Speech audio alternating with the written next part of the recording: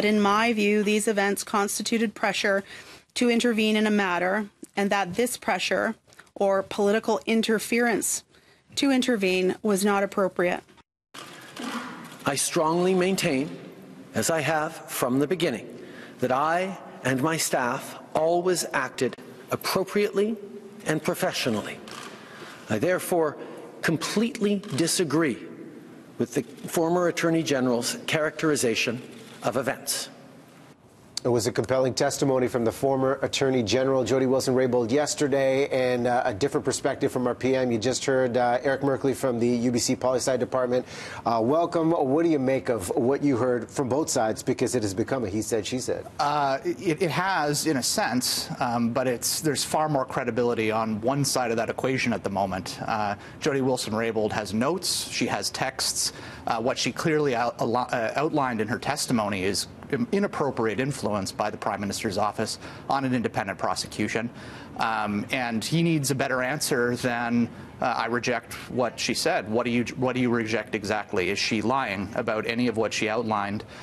His statement was completely insufficient. But this scandal is going to keep going on, and more is going to come. Well, two completely different focal points as well, because you talk about the detailed narrative that the former Attorney General provides, focusing on the process, and the PM looking at jobs in Quebec. This is an election year.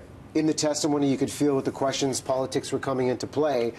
What do you think is the best next step for Jody Wilson-Raybould? Because when I looked at the reaction, she, from what I could see, what I could hear, has become a symbol of integrity and standing up against the system. Yeah, I don't know what's next for her, to be honest. She's still in the Liberal Party. We'll see if that remains to be the case in within the next few days. It's going to keep going all the way up to the election. It's going to continue to damage him. We'll see what happens. But Scheer's call for resignation, that's a publicity stunt. He's not going to resign. But people do need to resign.